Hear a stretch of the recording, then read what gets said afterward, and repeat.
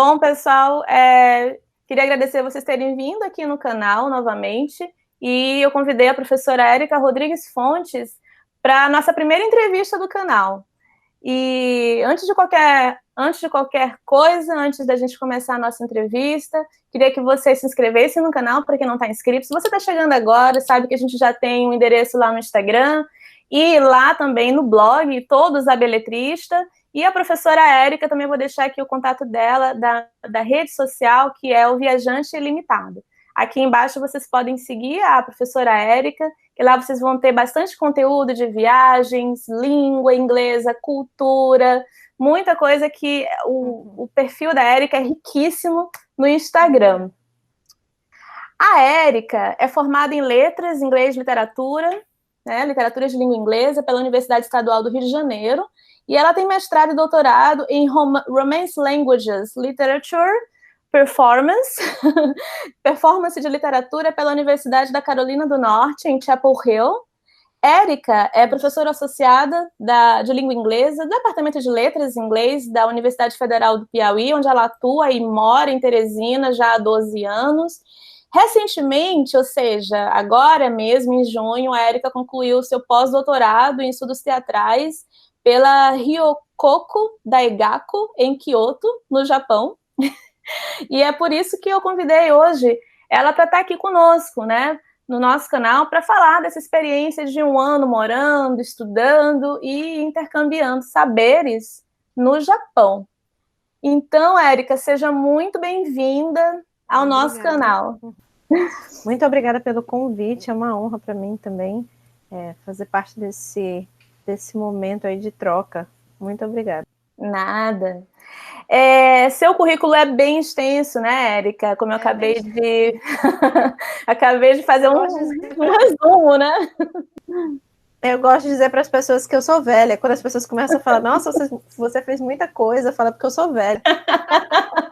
É por aí. Ou não. É por aí, né? É por aí ou não. Mas a gente percebe que o teu currículo também está voltado a muito engajamento e envolvimento com as artes cênicas, né, com a dramaturgia. Sim. Então eu te pergunto, como é que surgiu essa tua paixão pelo teatro? Então, isso aconteceu ainda quando eu era criança. Eu gostava muito de ir a espetáculos teatrais, a espetáculos de balé com a minha família. No Rio, no Teatro Municipal, todos os anos tinha o Quebra-Nozes, então eu ia, já saía dançando, já saía fazendo cenas. Quando eu via alguma cena de novela assim que me impressionava, eu já queria reproduzir aquilo. E depois eu comecei a ser chamada para fazer peças e tudo. E as pessoas sempre gostavam, sempre diziam que eu era muito natural e que eu passava a mensagem, né? E, na verdade, era algo que eu fazia, assim, sem esforço, para ser sincera. Eu conseguia entender aquele mundo paralelo e conseguia viver aquilo quase como se fosse uma realidade, né? A ponto de uma tia minha, que era interessada por psicologia, ela falar que eu tinha, de repente, esquizofrenia. Mas não tinha. Era uma coisa realmente que eu fazia sabendo voltar para onde eu estava, né? Sabendo voltar para o mundo real. E ele é bem coerente com o teu perfil de vida, com a tua atuação acadêmica, que eu te acompanho já há uns 4 anos. Fala um pouco sobre a tua experiência, que eu vi no teu currículo Lattes, né, em ministrar cursos fora do Brasil. Como foi a receptividade e a troca de culturas nesses locais, nesses ambientes de troca de saberes? Eu estive em alguns lugares. Bom, nos Estados Unidos eu morei 6 anos, então foi bastante tempo, né? Mas eu tive na Croácia também, tive na França, na Irlanda. Eu acho que cada lugar foi muito particular. Agora, a experiência... Bom, nos Estados Unidos não dá para comparar com nenhuma outra experiência, porque foram muitos anos. Então, foi uma experiência bem profunda. Na Croácia, eu gostei muito de poder ter realmente contato com pessoas que falavam português bem, português de Portugal, muito bem.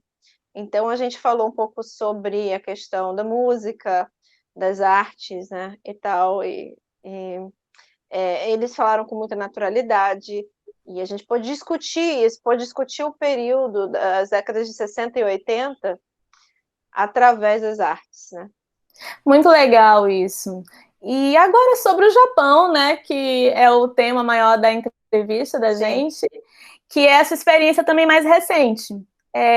Qual a razão de você ter escolhido fazer seu pós-doc em estudos teatrais lá? E como foi que surgiu essa oportunidade para você? É, eu comecei a estudar japonês através de uma vizinha japonesa. E como eu já tinha um estudo na área teatral, eu me interessei em realmente assim ligar o japonês à área teatral. E eu percebi que tinha um curso de 3 semanas sobre Kyogen, que é a comédia japonesa. Eu já me interessei por isso, de repente ir lá e passar um período breve.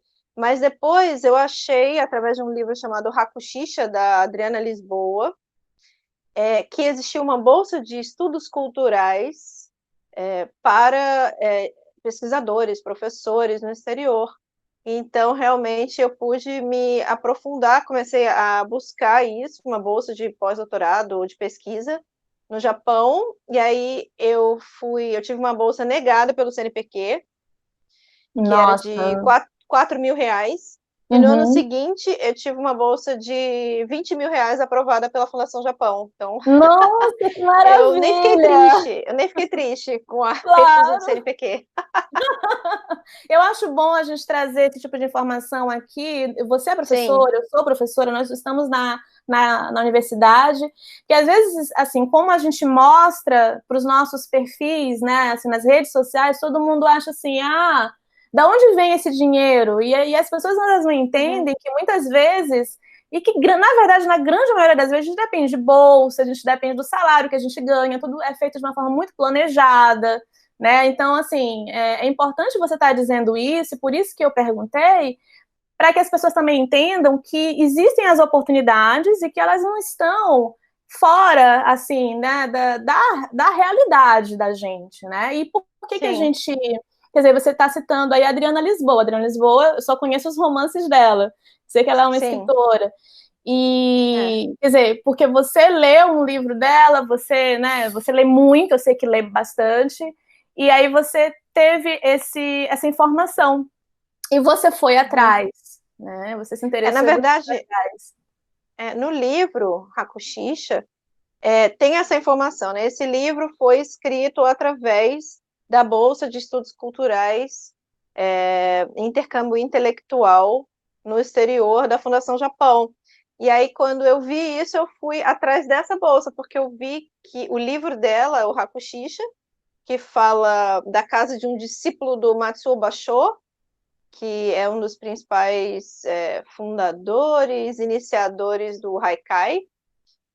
Isso, baixou, o grande Basho, poeta. Matsuo Uhum, Basho, uhum, exatamente, que conheço, ele sim. tem muitos discípulos no Brasil, né? Sim, sim. Então, eu tive na casa, eu tive em Hakushisha, na verdade. Eu finalizei a Hum. viagem visitando a casa. Ai, que E maravilha! Mas que foi muito maravilha! bom. Foi Ah, o último dia de passeio que eu fiz em Kyoto, que foi a cidade que eu morei. uhum. Foi realmente com uma visita a Arashiyama, que é uma área montanhosa, e a Hakushisha, que fica em Arashiyama. Ai, que maravilha. Nós sabemos, Érica, que a cultura japonesa é riquíssima. E então me diz o que mais te encantou durante a tua estadia lá. A culinária, as religiões, a educação, o relacionamento do japonês com o estrangeiro, a língua. A língua você já tinha, né, um pouco de contato antes, né? É. Eu acho que o que mais me encantou foram realmente as artes. As artes japonesas, porque tem muitas coisas, por exemplo, o Brecht veio para o Ocidente com algumas ideias de teatro chinês e trouxe a questão da narração no teatro, a interrupção da ação em cena, e isso era uma grande novidade. A gente fala do Brecht assim, meu Deus, como um grande inovador, e na verdade, quando você vai para o Oriente, você vê que isso é típico do teatro oriental, então tinha muita coisa que eu não conhecia. Eu falava, olha, o Brecht, desculpa, não se mexa no túmulo, mas você não é tão inovador assim, você trouxe muitas coisas que já são tradição oriental, né? É, é. A gente também tem que lembrar que a cultura oriental, ela antecede a cultura ocidental, se a gente for pensar nessa perspectiva, né? Como é que tu vê o relacionamento do japonês com o estrangeiro? E principalmente nesse teu último momento lá, que já pega um Uhum. pouco do contexto da pandemia. Qual foi a tua impressão? Na verdade, o que que acontece? O japonês, ele não recebe muito, ele não tem muito contato com o estrangeiro. O Japão, ele foi um país muito isolado, né, historicamente. E aí ele se abre para Portugal. Eu digo, meu Deus, Portugal está em todos os lugares. Os primeiros ocidentais que os japoneses receberam foram os portugueses, ainda no século XVI, né? Então, assim, depois eles se fecham novamente, só vão se abrir mais para o século XIX, XX. Então, o Japão tem um histórico de isolamento muito grande, muito longo. E isso faz com que o japonês, ou ele seja fascinado pelo estrangeiro, ele acha assim o estrangeiro, principalmente o que fala inglês, assim, um sinônimo de progresso, ou ele detesta o estrangeiro. Normalmente eles são muito educados com o estrangeiro, sabe? Mas num nível superficial. E era o nível que eu tinha contato com a maioria deles. É uma cultura muito diferente, então eles são muito observadores, eles prestam muita atenção a gente, né? Eles olham os mínimos detalhes. E às vezes falam e às vezes não falam. Mas no momento da pandemia, realmente eu pude ver alguma dose assim de repulsa ao estrangeiro, né? Quando eles começavam a correr de mim até, que eu ficava um pouco revoltada. Ai, Ficava um nossa. pouco revoltada. Uhum. E a culinária? Então, a questão da comida, eu falei assim, eu vou me adaptar super facilmente, porque eu amo sushi, né? Eu Hum, adoro sushi, vai ser também muito gosto. fácil. Pois é, mas quando cheguei lá, era uma coisa totalmente diferente, eram outros temperos, era peixe o tempo inteiro, então foram coisas que me cansaram bastante, sabe? Foram coisas muito, muito difíceis para E mim. como é que tu fez para fugir desse padrão aí de comida, de alimentação? Não tem muito como fugir, né? A carne vermelha, ela é muito cara, né? Então não tem muito como fugir, né? Mas assim, você vai, consegue comer umas 2 vezes por semana, bem. Só que é bem diferente também, o corte da carne é diferente. É um preço muito exorbitante. Tinha um lugar que eu gostava de comer, assim, e tinha carne vermelha tipo Outback. A refeição custava lá uns R$ 150, por exemplo, pra você ter uma Hum, ideia. muito caro, né? Muito caro Muito mesmo. caro, é. E a educação japonesa, essa parte da educação, das escolas, dessa organização que a gente, como ocidental, a gente tem isso muito claro, às vezes, no próprio japonês, né? Como é que tu Uhum. enxergaste esse valor que eles dão à educação? Olha, isso tem um resultado muito positivo nas pessoas, né? As pessoas, elas pedem licença, as pessoas, quando elas vão sentar do seu lado, elas fazem uma reverência, pedem, né, licença para sentar do seu lado. Quando eu abri a porta, eu morava no meio de japoneses, eu abri a porta de casa, as crianças se curvavam todas para mim. Então, eu falo assim, olha, quando chegar no Brasil, eu quero esse nível de educação dos meus vizinhos. Eu sei que eu não vou ter, né? Porque eu tenho um vizinho aqui no andar superior de 3 anos de idade, ele pula 2 horas da manhã, ele fica pulando e correndo pela casa. E a mãe acha Nossa, normal. As vezes nossa, que eu reclamei, a mãe achou muito normal. É uma criança, tem que ser livre até 2 horas da manhã. Então, ok. Então, é nível de educação. Não dá para você comparar, né? Não dá. Não não dá. dá. Érica, É. já que a gente está falando sobre educação e a gente falou que você foi fazer o seu estudo, né, de pós-doc lá, tem como você resumir brevemente um pouco dessa tua linha de pesquisa que você foi se aprofundar lá no Japão? Sim, na verdade, eu fui estudar Kyogen, que é comédia Uhum. japonesa, né? E eu, estudando Kyogen, que é comédia japonesa, eu, na verdade, acabei também me interessando pela tragédia, pelo kabuki, que é um teatro musicado mais moderno, que também dialoga hoje com anime, com outras, né, com outras formas mais modernas de arte, e com Bunraku, que é o teatro de fantoches, que é incrível, assim, altamente difícil de fazer. Você tem 3 caras manipulando cada boneco, né, num espetáculo de Bunraku.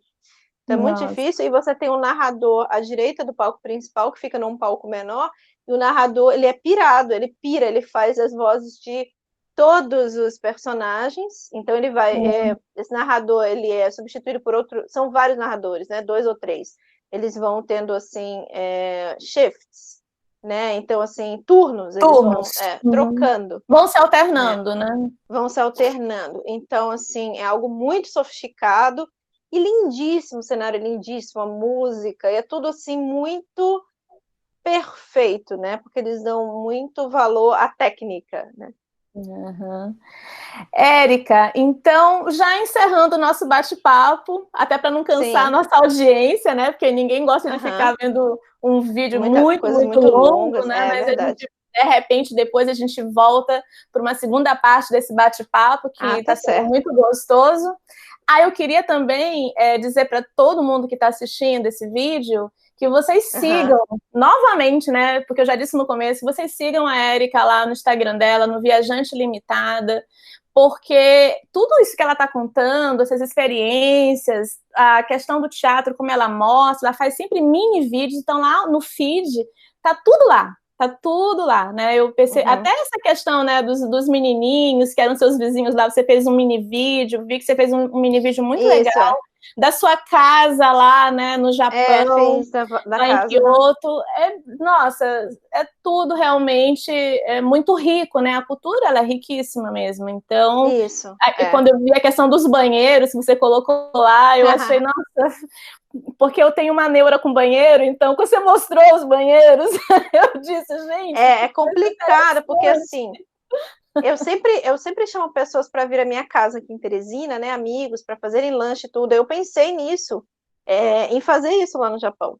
Mas quando eu cheguei lá com esse banheiro no meio da cozinha, ficou realmente muito difícil, eu deixei para lá. Ninguém nunca entrou na minha casa, a não ser a professora de japonês. Para você ter uma ideia, eu não chamava ninguém. Pois é, então vou só dar essa dica, né, para quem não segue a Érica, segue ela lá e dá uma olhada lá no perfil dela, que tá tudo lá, ela tá tudo muito bem mostrado, tudo muito bem explicado, e com certeza vocês vão ver, assim, muito mais da experiência dela lá. Não só no Japão, que essa a mais recente, né, mas também de outras viagens que você coloca, eu já te sigo há mais tempo. E é super legal. Então, finalizando esse nosso bate-papo inicial, em que sentido, Érica, tu mudaste após esse período lá no Japão? A gente sabe que toda vez que a gente viaja, eu sinto muito isso, né? Principalmente quando a gente viaja para fora do nosso país, a gente sempre volta modificada em algum sentido. E eu queria saber em que medida, né, você mudou após esse 1 ano lá no Japão. Eu fiquei muito minimalista, vou te falar. Muito minimalista, porque eles usam pouquíssima coisa em casa, né? Eu cheguei em casa e falei, meu Deus, o que é isso? Eu tenho um depósito. E aí eu fiquei tão neurada com isso que eu comecei a jogar lixo fora e não acabava. Eu joguei mais ou menos uns 30 sacos de lixo fora. Não acabava o lixo, eu passei 2 semanas jogando lixo fora todos os dias. Eu fiquei cheia de dor na coluna. Declutter, né? Como a gente fala em inglês. Como é que é? Declutter, né? Declutter. Exatamente. Faz um destralhe total. Exatamente, porque você nem nota, mas eu também fiquei 1 ano longe, então 1 ano que eu não usei as coisas que estão aqui, que elas não foram essenciais para eu sobreviver. Então você também começa a dar um novo valor ao que você tinha, ao que você tem, começa a desenvolver uma nova relação com esses objetos que você julgava tão essenciais, que de repente não são tão essenciais assim. Né? Eu acho que... Roupa, muita roupa, eu botei muita roupa que eu vou doar ali para a paróquia de Fátima. E é assim, eu botei um saco preto de lixo bem grande, acho que são 100 litros, não sei, é bem grande o saco. O maior, né? De roupa, cheio, e o meu armário continua cheio, e no Rio eu deixei umas roupas. Eu falei, meu Deus, o que eu fiz da minha vida acumulando tantas coisas? Não entendo. Eu tenho essa mania também de a cada 6 meses eu fazer esse destralhe na casa como um todo, né?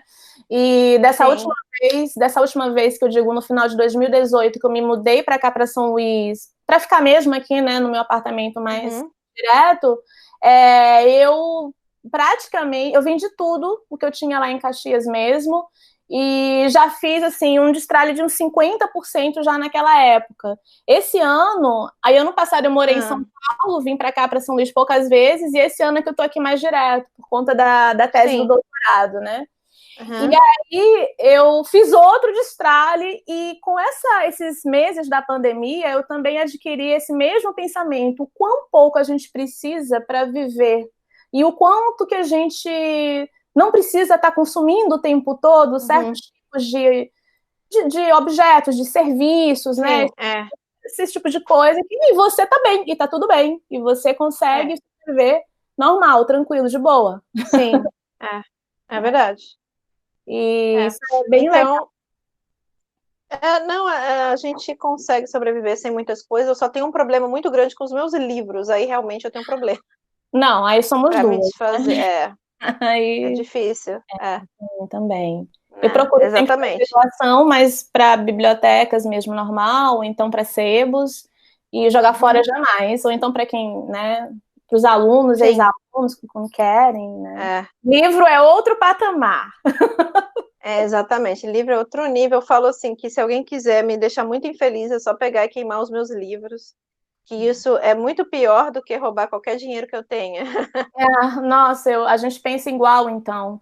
Eu acho que eu dou bem mais. Eu acho que. E é engraçado que nesse período, não só de quarentena, de pandemia, e até mesmo de relação de você com você mesmo, o que mais me salvou foram os meus livros. Exatamente. Não foram as maquiagens, não foi o meu guarda-roupa, não foi minha coleção de sapatos, não foi nada disso. Foram os meus livros, né? Que mais. Que eu mais mantive um relacionamento íntimo e que mais me ajudou, né, mentalmente. Não sei se para ti foi a mesma. Eu tô me sentindo igual. Então, às vezes as pessoas falam, mas você não tem televisão? Eu não tenho televisão. E eu falo, mas eu tenho tantos livros aqui em casa que eu ainda não li, que eu não tenho. Se eu fosse realmente priorizar, eu nunca mais veria televisão na vida. Só leria livros. Né? Eu tenho televisão. Não, eu concordo, eu tenho televisão aqui, mas eu acho que é o que eu menos. Eu acho que é o eletrônico que eu menos ligo. Sempre foi assim. Entendi. Sempre foi, eu acho que também vem muito de hábito de vida. A gente percebe que as pessoas que gostam de livros, isso daí é um hábito que não é de agora. Isso é algo que já está arraigado na sua própria criação, no seu próprio background, e que você não abandona assim da noite para o dia e nem adquire da noite para o dia, né? É um hábito que vem de muito tempo, que eu imagino que para você tenha sido da mesma forma. Né? Sim, verdade. Também. E pode fazer tudo, menos meus livros. Verdade, verdade. Ô, Érica, obrigada, viu, por ter... Eu que agradeço, pela disponibilidade, viu, de você estar aqui comigo hoje, de tarde. Eu que agradeço. Você tem uma rotina bem corrida e você, enfim, voltou faz pouco tempo para o Brasil, então ainda está... Um mês. Mas é pouco tempo, porque a gente tem uma nova adaptação, é um novo momento, e você está voltando para o trabalho, e não é um trabalho que a gente está fazendo normal, é um trabalho remoto, então tem outras... É um trabalho difícil, são outras prioridades, né? São novas demandas diferentes também. Exatamente. E eu te agradeço muito, mas eu que agradeço. Quero dizer que essa é só a primeira vez que a gente está conversando. Tá bom. De repente, depois a gente bola um outro tema. Quem sabe só viagem, pra gente falar das nossas viagens. Isso. Não? E aí... Vamos falar sobre viagens, sobre outros museus, né? Sobre museu, você gosta, eu amo. Né? Pois é. É sempre muito bom conversar com quem a gente sabe que entende e dá valor à cultura e à educação, principalmente. É verdade, é verdade. Então a gente fica por aqui. Obrigada. Obrigado para todo mundo que assistiu a gente e até a próxima. Beijo, Érica. Tchau. Beijão, Natécia. Obrigada. Tchau. Nada.